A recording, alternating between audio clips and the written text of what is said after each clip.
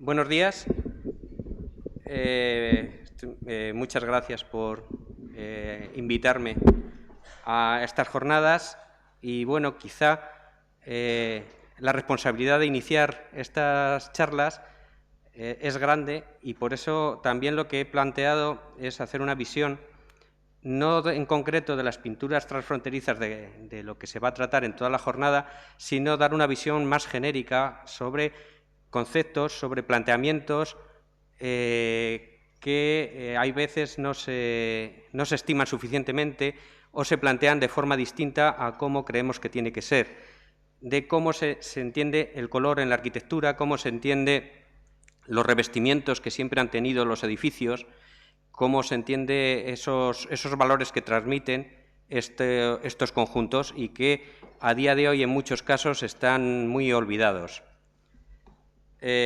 Como digo, es una visión general que intenta enfocar o planear luego las distintas intervenciones que se vayan a hacer ya sobre una tipología de pintura muy concreta como es la que nos ocupa en este momento. Estas pinturas transfronterizas, como ya sabéis, pues son unas pinturas que se desarrollan en una zona muy determinada y en un momento histórico muy concreto. Son unas pinturas del siglo XVI, que es un momento que en toda la península hay un auge muy importante en ornamentar todos los paramentos de los distintos templos y distintos edificios para dar un valor adicional al edificio en sí. Como sabéis, estas pinturas son de un carácter muy popular, muy rural, muy de una zona muy determinada, pero este momento nos lo vamos a encontrar repetido a lo largo de la península, en distintas zonas de la península, con unos planteamientos similares. Cada región desarrolla esa ornamentación de la forma que tiene más próxima a su entorno, de esa forma popular, pero bajo unos conceptos plásticos muy similares. Como veis, simplemente os estoy haciendo un desarrollo por todas las zonas de la península y nos encontramos con ejemplos que pueden marcar este tipo de ornamentación popular para decorar los templos a lo que es a lo largo del siglo XVI. Veis que nos podemos mover por cualquier zona de la península y siempre vamos a encontrar este tipo de ejemplos. Pero, entrando en la cuestión, como os decía, los edificios siempre han sido concebidos para tener un remate, un acabado, una ornamentación en sus paramentos, que es la que da la imagen final que conforma el edificio. Este ejemplo es muy ilustrativo de la imagen que os estoy poniendo, de cómo se ve cómo las distintas capas de encalado que se han ido dando a lo largo de la historia nos dan una estratificación que en el fondo es una forma de entender la historia que ha tenido ese edificio en concreto. En este sentido es necesario hacer un paréntesis a la hora de explicar un concepto que creo que es importante, y es que hay que entender la policromía de la pintura mural, lo que se viene entendiendo por pintura mural, no como se ha visto hasta ahora de conjuntos figurados o elementos iconográficos determinados puntuales, aislados, sino entenderlos siempre dentro de una ornamentación general que se desarrollaba a lo largo de todos los paramentos del templo, bien con elementos muy sencillos de fingidos arquitectónicos, en los que incorporaban las escenas policromadas como parte de ese mismo conjunto. Y no es entendible una cosa sin la otra. Para poder entender esos conjuntos figurados, solo se puede entender perfectamente si se asocian dentro de esa ornamentación general que tiene todo el templo. Esto que veis es un caso muy concreto, Castillejo de Robledo, en la provincia de Soria, en la que, como veis, está todo el templo totalmente policromado con unas imitaciones arquitectónicas, unos despieces de sillares muy típicos, como veremos, y que, como veis en la foto de la izquierda, lo que es los restos de la escena figurada se incorporan perfectamente a el resto de la ornamentación que tiene el templo. Es parte de lo mismo. No se puede entender de esta manera la pintura mural si no se asocia a este concepto que estoy comentando. Este sería otro ejemplo de la misma situación. También son pinturas del siglo XVI, una grisalla de la localidad vallisoletana de Alaejos. Los conceptos, las escenas figuradas son una parte más de todo el espacio policromado que tiene todo el templo. Una vez visto esto, vamos a ver cuál es la situación en la que nos encontramos ahora mismo. Y la situación se puede desarrollar en distintos aspectos. Por un lado, hay un primer aspecto que es este tipo de revestimientos, tanto en policromías interiores como exteriores, han sufrido un proceso de abandono o de falta de mantenimiento que ha derivado en que nos encontremos con que ahora mismo todas estas policromías que revestían por completo los templos se nos quedan reducidas a zonas puntuales y en muchos casos casi anecdóticas. Y eso no nos tiene que llevar a pensar que era solamente la forma de pintar que tenían en puntos concretos, sino que en realidad es lo único que nos queda de una ornamentación completa del edificio. El aspecto general que tenemos ahora mismo de los templos viene a ser un aspecto como este que veis aquí, totalmente descarnado, con la piedra a la vista y como pensando que su ornamentación siempre ha sido esta. Pero en el momento que se mueve cualquier bien mueble, cualquier retablo que estaba adosado a la pared, siempre nos vamos a encontrar restos de color que nos hacen pensar cómo era realmente en un momento determinado estos edificios. Y eran edificios que tenían una riqueza plástica importantísima. Otra de las situaciones en las que nos encontramos ahora es que estas capas de revestimiento por la propia historia del edificio nos las encontramos en muchos casos ocultas bajo otras capas de revestimientos, otras capas de yeso, y que en el momento que hay cualquier intervención nos empiezan a aflorar este tipo de decoraciones, que pueden abarcar la totalidad, como os estoy diciendo, y que nos cambiarían la fisonomía total de la imagen que tendría en su momento el edificio. Este caso es un caso muy singular en Lara de los Infantes, porque el aspecto que transmite la iglesia ahora mismo de encalado blanco no era el que tenía en el siglo XVI. Como podéis ver en la cata que tenéis a la izquierda, el aspecto que tenía la iglesia en el siglo XVI era rojo. Entonces, el espacio, la sensación y la información que transmitía esta decoración en ese templo es totalmente distinta a la que tenemos ahora. Estas superposiciones lo que nos dan pie también es a la distinta forma que se ha tenido a lo largo de la historia de entender la ornamentación y que nos va dando también unos datos históricos importantísimos.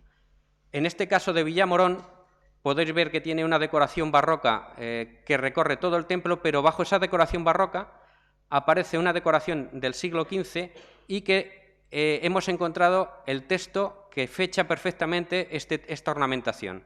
Me parece que es 1478, es la fecha que salía, y que nos da una forma de entender clara y bien definida cómo era la ornamentación de este templo en este momento.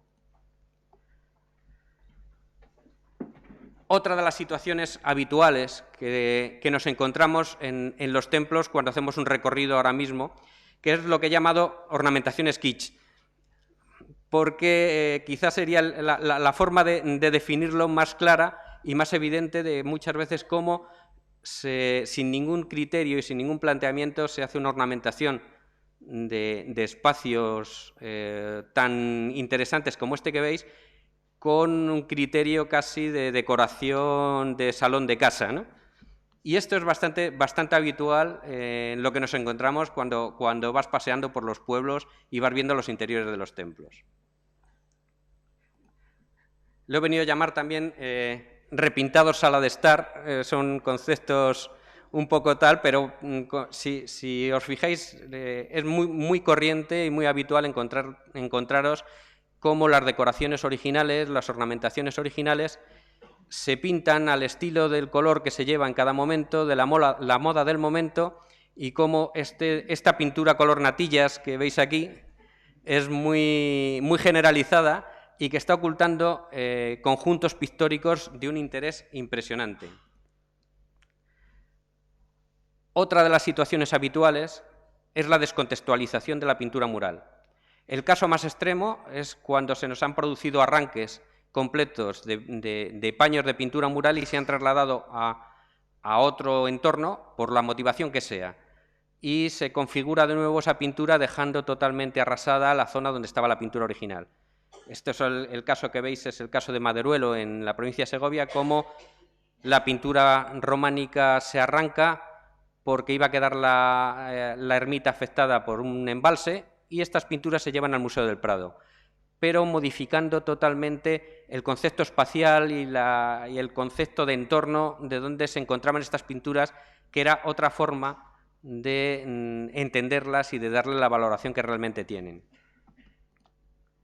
O el caso también muy conocido de San Baudolio de Berlanga, que por una transacción comercial se arrancan las pinturas y se deja despojado el edificio de toda la ornamentación que tenía en su momento.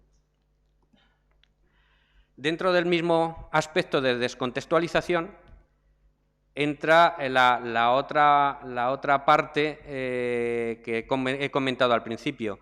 La pintura mural se ha transformado su interpretación en ver la pintura como si fuera una pintura de caballete en la que solo se aprecian los elementos figurativos y el resto de la ornamentación se desprecia, llegando incluso a enmarcar, como en este caso, lo que es esa parte decorativa con un marco al uso como si fuera un cuadro, creando un espacio totalmente ajeno al propio edificio, cuando estas pinturas hay que entenderlas en el sitio donde están, de la forma que están y pensando en una ornamentación general del edificio.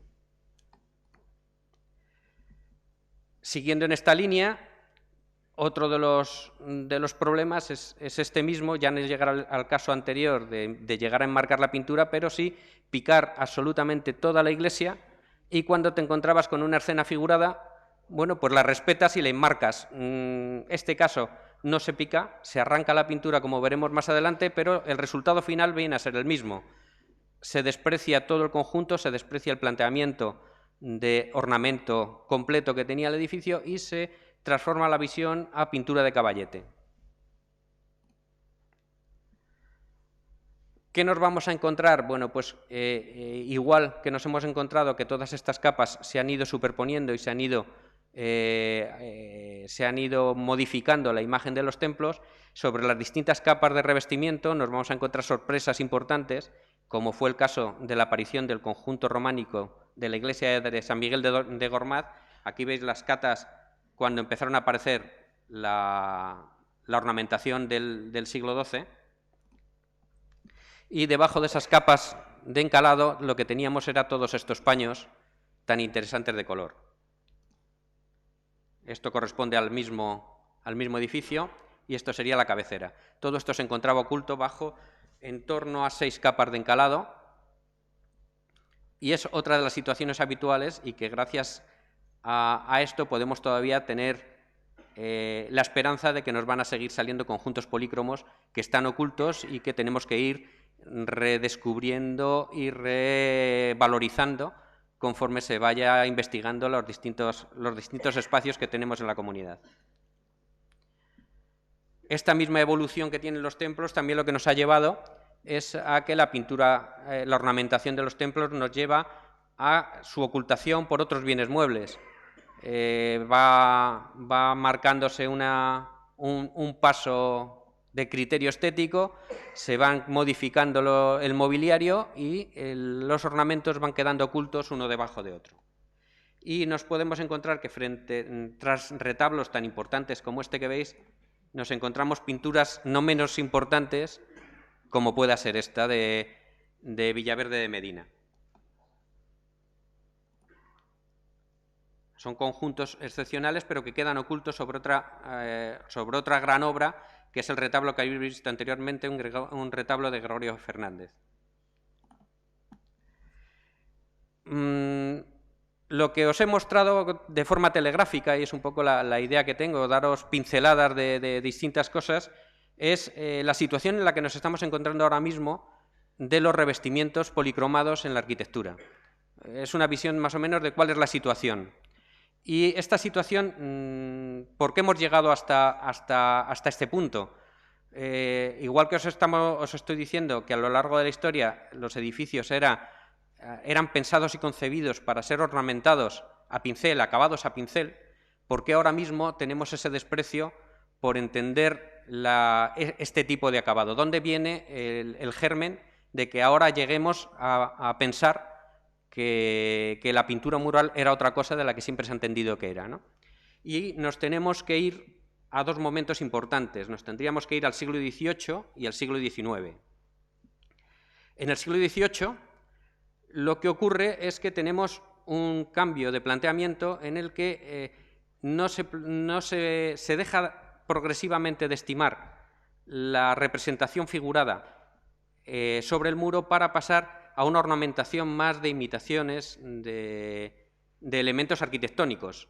Se empiezan a valorar la ornamentación de edificios con materiales nobles y cuando no había presupuesto suficiente para utilizar este material noble, lo que se recomendaba era que se fingiera esa ornamentación de material noble a través de productos más baratos como era la pintura. Y se empiezan a imitar, o a retomar la costumbre de imitar estos materiales que llevará una doble conclusión, que entraremos un poco más adelante. Pero el problema importante se empieza a germinar en el siglo XIX. El siglo XIX empieza, a nivel de tratados, empiezan a considerar dar una valoración extrema a la piedra y a los materiales que conforman el edificio por encima de las lechadas, revocos y pinturas, considerando que no tienen un valor evidente y que realmente lo que realmente importa es el material de origen de los muros.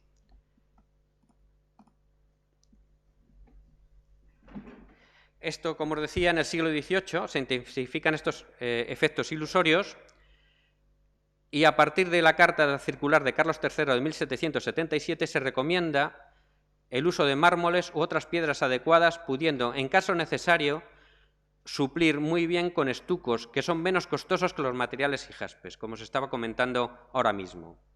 Este sería el primer paso para... una vez que has potenciado este tipo de materiales, el siguiente paso es buscar realmente el material y eliminar lo que no sea así. Entonces, por un lado sí que tenemos una redecoración con unos materiales muy ricos imitando este tipo de soportes, pero por otro lado va a conllevar la búsqueda de estos soportes eliminando todo lo que hay encima. Estos serían dos ejemplos, uno en el que se hace el forro con el material real, con los mármoles originales, y a la derecha veis un estuco que imita perfectamente estos materiales.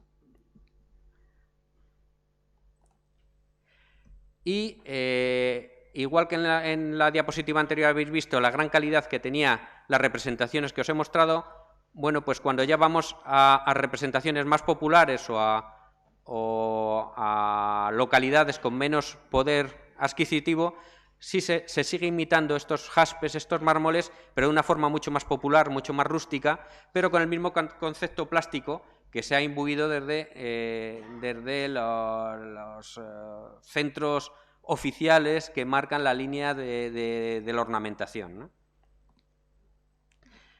Llegando a decoraciones muy populares, como si hacéis una comparación de los primeros estucos que os he puesto a cómo también se puede representar, como vais viendo que el concepto es el mismo, pero la ejecución acaba siendo muy popular, pero con el mismo planteamiento.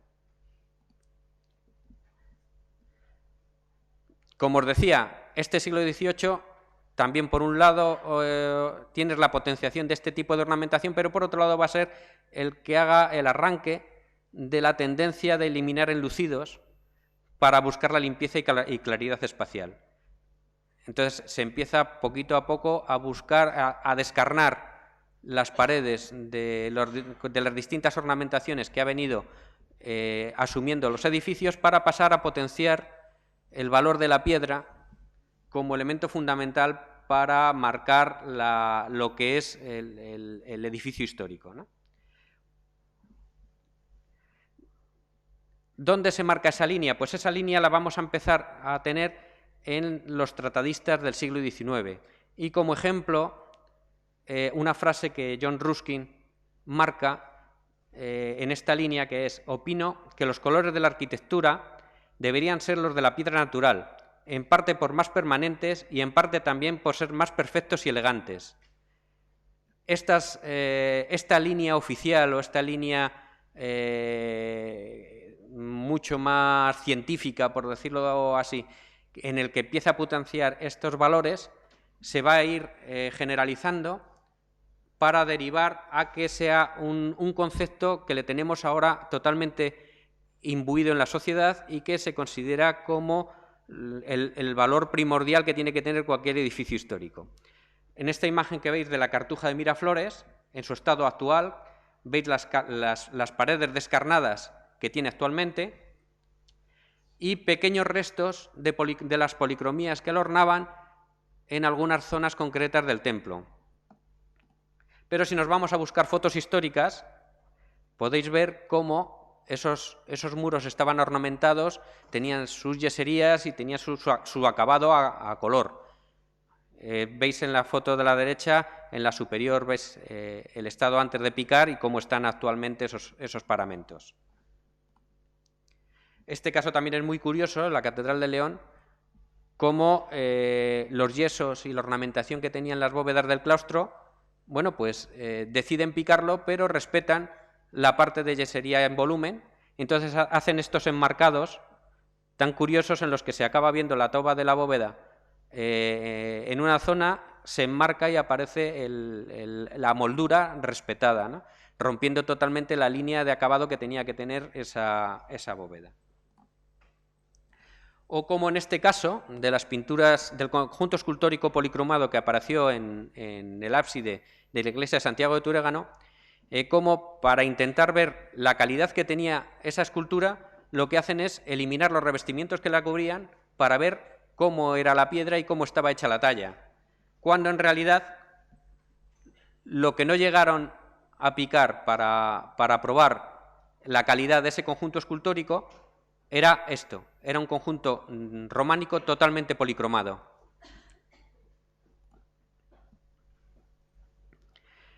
Otro problema que se nos ha dado desde las instancias, vamos a decir, oficiales, ha sido el crear falsas imágenes de antigüedad.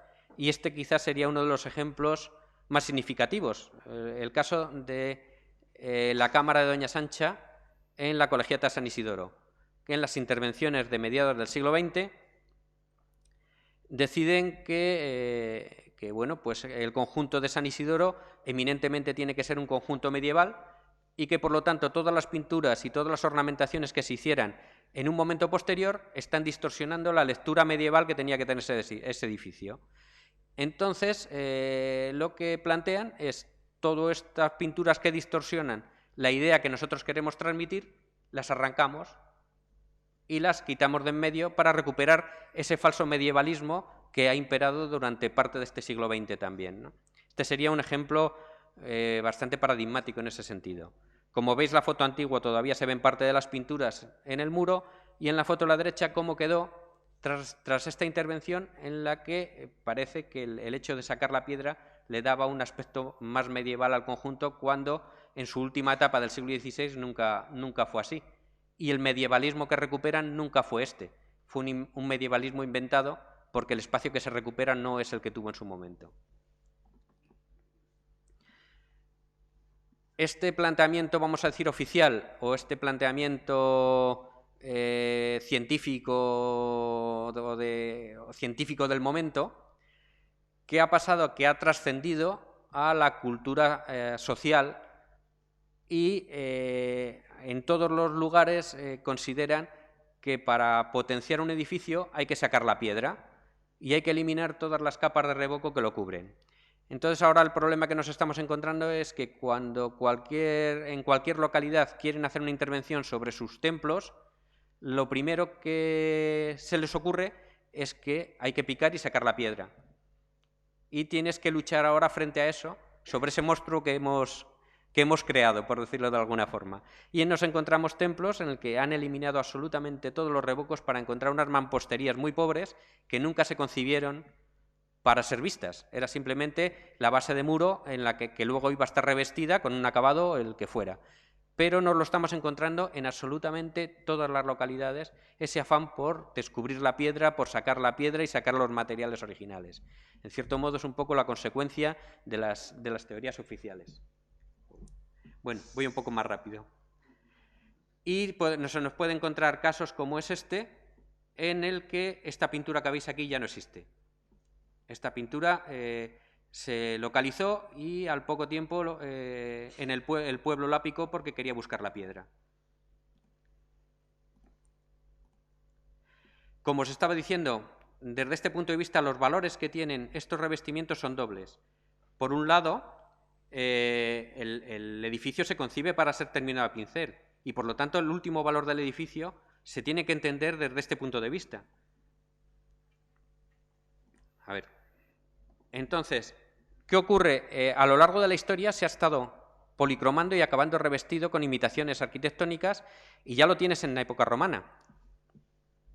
Como se hacen imitaciones de mármoles, jaspes, como hemos estado viendo que se hacían en el 18. Nos podemos encontrar casos como es este, en el que incluso se hacen revestimientos imitando ladrillo sobre muro de ladrillo.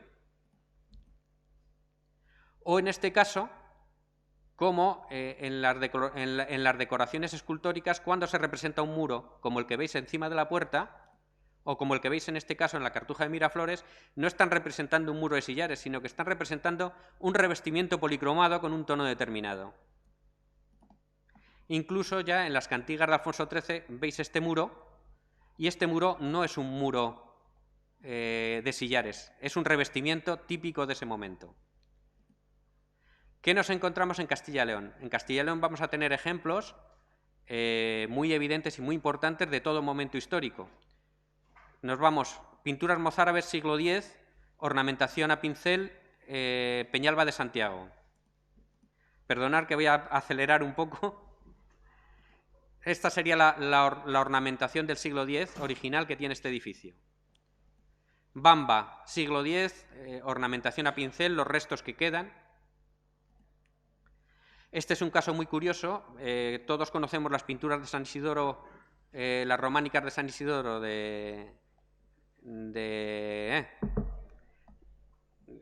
León. Pero esta capa que veis aquí de despiece de sillares se encuentra por debajo de las pinturas románicas. Por lo tanto, la ornamentación que había antes de estas pinturas románicas tan conocidas ya tenía una ornamentación de despiece de sillares. San Baudelio de Berlanga la conocéis, en el momento románico, la ornamentación que tiene, no voy a extenderme ahí.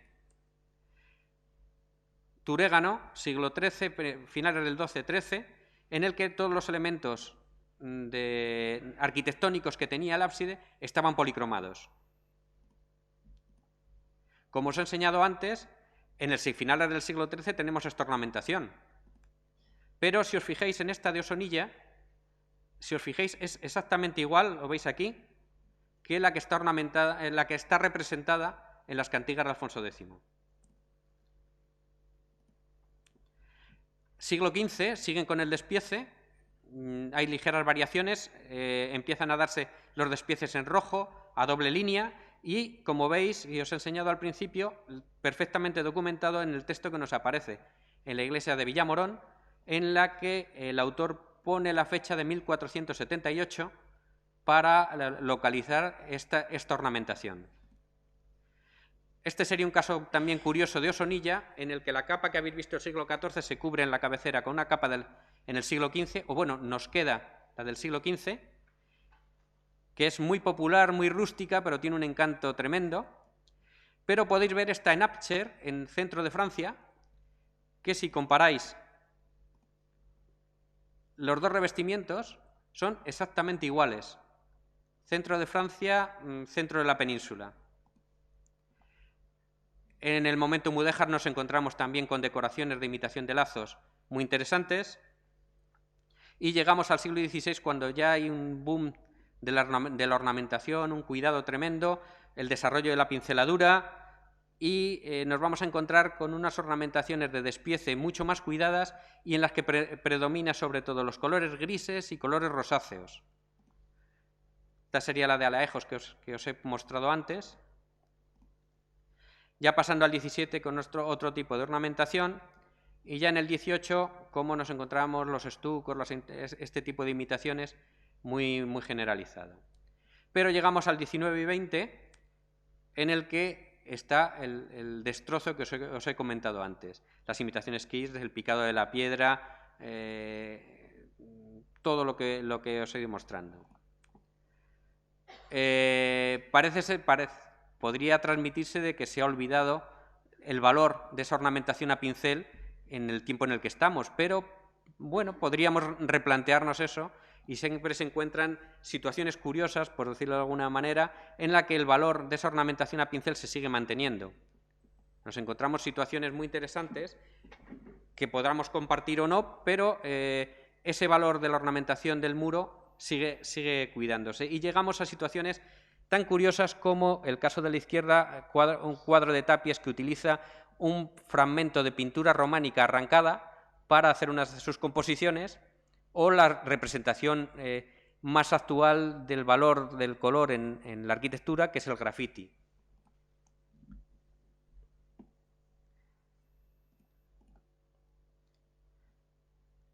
Hay una duplicidad de valores en las ornamentaciones, por lo que os decía. Por un lado, la potenciación de la arquitectura, y por otro lado, el valor que tiene la propia ornamentación en sí. En este primer aspecto, hay que decir que esta ornamentación condiciona totalmente la lectura espacial y simbólica del edificio. El caso de San Baudolio de Berlanga, que tenemos su imagen actual, realmente cuando estuvo ornamentado podía ser así, lo cual cambia totalmente el aspecto que tenía el edificio. O nos encontramos situaciones como dos edificios con unas bóvedas similares, momento similar, manteniendo su ornamentación original o manteniendo la que se ha dado en el siglo XX, cómo nos cambia la lectura total del edificio. Sería la misma situación. ¿Cómo nos encontramos? ¿Cómo puedes estar ocultando la riqueza que realmente tenía o lo que se quería transmitir del edificio a través de unas capas lisas insustanciales que se han venido dando superponiendo en estos colores? O cómo cambia totalmente la imagen de todo el espacio al romper de forma arbitraria el tratamiento que tienes de los muros, de línea de imposta hacia abajo y el mantenimiento de las pinturas en bóveda. La lectura de este espacio está totalmente rota. Estas pinturas que veis alrededor son muy similares, tanto espacialmente de época, con las que veis a la izquierda, y la imagen que se transmite es absolutamente distinta. O como este presbiterio se forra con un entelado totalmente anodino, ocultando esta ornamentación. El cambio es tremendo. O como habéis visto antes, la cámara de Doña Sancha, que se eliminan las pinturas para dar ese medievalismo, y cuando se recuperan las pinturas y se recupera el color que realmente tuvo bóvedas, la imagen de ese espacio es diametralmente opuesta. Y afinando más, incluso la recuperación del color que tuvo en origen nos cambia también la percepción de las propias pinturas. Si veis la pintura de la izquierda, da un aspecto verdoso por el hecho de tener un fondo blanco, mientras que si le recuperas el color rojo que tuvo en origen, recupera una tonalidad más natural, que es la que se concibió cuando se hicieron esta decoración. Hay que pensar también que toda esta decoración no se transmitía solamente en el interior del edificio. Los exteriores también estaban pintados y los mismos conceptos que hemos hablado hacia el interior los tenemos hacia el exterior. Nos encontramos situaciones muy puntuales, edificios muy puntuales que contienen y mantienen este tipo de decoración, pero la imagen que transmiten es totalmente distinta. Incluso en este aspecto, fortalezas que estaban policromadas y revestidas al exterior. Yo no sé si me habré pasado ya.